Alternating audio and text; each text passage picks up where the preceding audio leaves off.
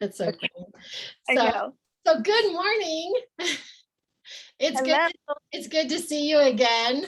You Yeah, too. I see you a lot on your well, I first of all, I wanted to say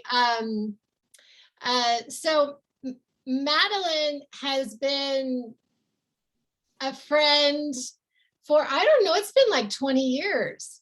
Probably It's long time. a really, really long time. Yeah. And so I've been sort of I realize I've been buying your things for years now. And but when I got this, I did get your wreath. Oh, good. I'm glad it made it. Oh my gosh. Okay, and I'm going to like bring it. I had a preconceived like because I saw it and I loved it, but it's absolutely gorgeous. Oh, It yay. I'm glad you really liked is. it. I mean, I opened it and I was like, oh, I was just so taken back. Like it's absolutely gorgeous. Oh, And good. and so I've been trying to decide if I'm actually going to put it on my door. And I've been asking my neighbors and stuff, like, because I'm afraid somebody might steal it. Oh, really? Yeah, but I think I might just brave it and try to believe in the goodness of my neighbors. I'm not sure if that's a smart idea, but anyway. And then I don't know if you remember this, but I bought this from you. I can't see it because you're tiny up there. What is it? A net? Oh, is it a little It's skull?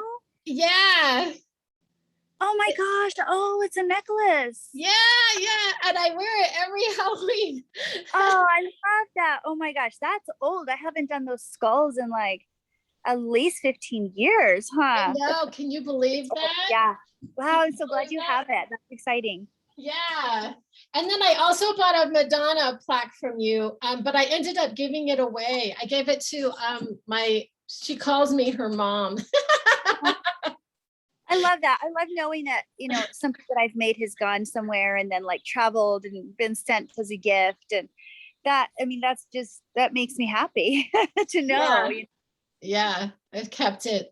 So I've been connecting with you on social media for a while now, and so I wanted to ask you about your witch's log Mhm. and like how that came about, and like I was wondering what I mean, it looks kind of like a chronicle or little things that you've got nuggets of knowledge that you've gotten during the day or whatever. But I wanted you to tell me what it's about. Okay. Um, so I guess I can say I started them pretty much when the pandemic hit. Early on when businesses were closing and everyone was kind of freaking out. And I had been, I live in Albuquerque, but I had been working in Santa Fe for like 2 years. And whether I was driving there or taking the train, it was, going back and forth. And it's really only like a 45-minute drive or an hour and a half train ride. But when you think about, at least for me, I know a lot of people in a lot of other places commute. And for me, it was just taking up so much of my day and my time. And my life here in Albuquerque was really, there was nothing happening, because I was just constantly traveling. So anyway, when the pandemic and everything hit and we had to close the place I was working, and I was like, all of a sudden, like, oh, I'm okay. I'm at home. And, being a creative person, I'm always finding something to do. Like I always have projects going. And for some reason, like the day after I was like, whatever you call it, laid off of work because my job was closed. I just took my phone and I sat out in my backyard and I just started talking. I just hit record, and I can be really long-winded. And so I just was like, blah, blah, blah, blah. And I don't even know what I was talking about. Just like, here we are, what's going to happen? And what is going on in the world? And, cause it was that so early on, nobody really knew anything. So then I started doing that every day. And for some reason, what made me think of Witch's Log is, even though I'm not like a huge Star Trek fan, and I do appreciate and really love the idea of it, during the 90s, I really did watch the one with Captain Jean-Luc Picard. Probably just watched it for him, really. But I really got into that one. But I just always remember Captain's Log, and just, being a long time practicing bruja, I was like, all right, witch's log, even though I wasn't sure what I was going to talk about. So I did that for a few months, and they were kind of long, and I was posting them on like Facebook and Instagram, like on my social media. And then I think over the summer when I had my youngest, my son, my 12-year-old, he was talking about this thing called TikTok. And I was like, is it for kids? What is it? No, I'm not sure. And I'm always kind of like, okay, let me just check it out. And then and then I realized like, oh, there's a lot of grownups on here. Oh, there's people doing lots of stuff. Because when I would look at his, I was like, oh, it's like kids doing like dance routines. Oh, it's kids doing their video games. And then I kind of dug deeper. So anyway, then I realized, because at that time TikTok was doing 1 minute, now it's up to 3 minutes. But I was like, oh, I can pick a subject, and that way it's not so long-winded, and then I'll just post it here. And then sometimes I'll transfer it onto Instagram or Facebook. But I was like, I've been, again, like a practicing bruja. I know a little bit about a lot. I feel like I have all these, like you said, like nuggets and tidbits, and like, oh, where's the moon today? Or how's this going to affect us? Or how's everybody doing with, how's, whatever, this holiday is happening. And then now that it's 3 minutes, I feel like that's a really good amount of time. Like I get to kind of talk about something that maybe happened to me that day that, like if later today, I'll do my witch's log, and something I was listening to in a podcast this morning was about, basically like once you open your third eye, like you can't really ever close it. And once you kind of start seeing things from a certain perspective, and you realize that everything is really significant, even if it doesn't feel like it is. And like that bird landing on the tree when you're taking a walk or whatever it is, like all those little synchronicities can really play a part in our lives and our perspectives. And so that's what I'll probably talk about today. But that's what happened, is just I'll hear something on a podcast or on radio, or something will happen to me, and I'm like, I'm just going to share this. Like, why not? So basically, that's kind of where it started and how it's kind of evolved. Oh, that's so great. Yes. So I wanted you to tell me a little bit more about, because you work in herbs, right? Like, you've been doing that for years. So tell me a little bit about that. Currently I work at a local herb store a couple of days a week. So after I had, went back to work, I didn't go back to Santa Fe, and I found a job at this herb store that's it's been in business in Albuquerque since like 1974. So it's a very well-established business, and I've always shopped there. And it just made sense. And during my time being quarantined or being, not working, I really went more forward into my own personal like herbal knowledge. And even though I've always, like, that's been my world and my go-to for as long as I can remember, young adulthood. Even as a teenager, I wasn't ever like taught, or, what's the word I'm looking for? Herbs weren't necessarily a huge part of our lives, but like growing up Hispanic and in New Mexico, it was the things that my grandma would just like, make us chamomile tea or make us like gota tea when we weren't feeling good or whatever. So then I started thinking, those were the go-tos for when we were little. And then when I got older and started doing my own thing and like stopped eating meat and doing certain things for my life, I started studying what are these, like, what's plant medicine and what are these things? It just made sense to me. It was like a calling. It just called to me. And when I was pregnant with my oldest, who's now 23, I was like, I'm not going to birth him I'm not going to the hospital. I'm doing this natural. And I started really diving into reading books and trying to understand like what I could do to have the most natural pregnancy, and the most natural birth. And I ended up home birthing him. And then I ended up becoming a doula. And just through all of that, it was just like my world and my life for me, my family, my kids, always doing herbal remedies for them. I kept them healthy through all of my two older kids anyway, through all of their like, younger years, by giving them like their little herbal remedies in the morning, little shots of, whatever kind of, I guess it's called like fire cider or different things that I was making for them. and then I would give things as gifts. I was making salves and creams and things and giving them as gifts.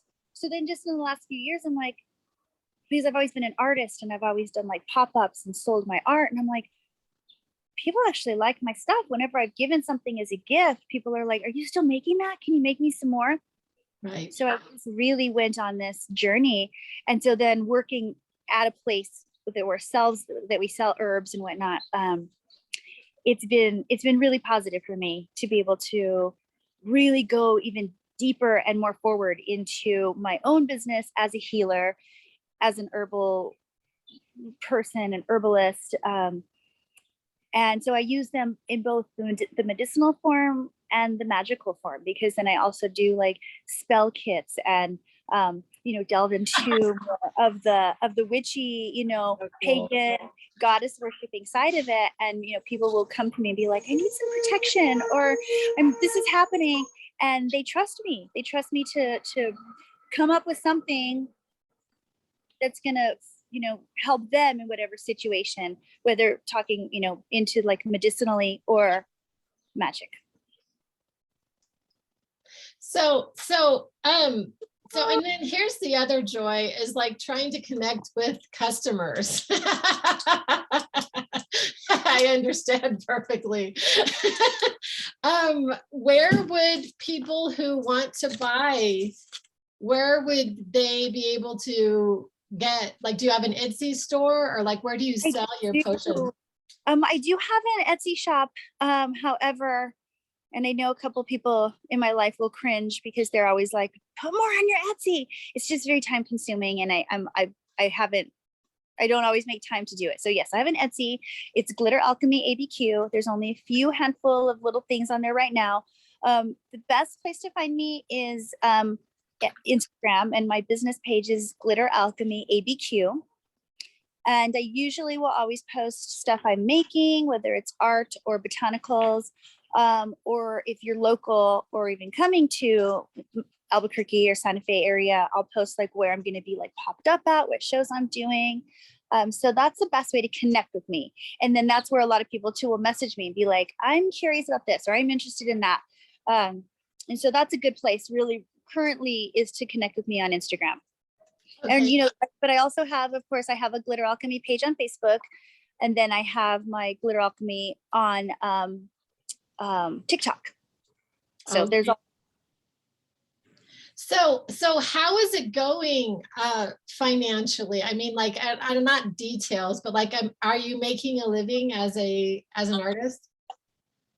I mean, it's hit or miss. I feel like it's what a lot of things. I think I'm like, let me find the words. I think that during the last year and a half or so, people really started to go back to shop local, support local. Mm-hmm. And that's been really good for most of us that do have our own businesses, that have started our own sources of making money.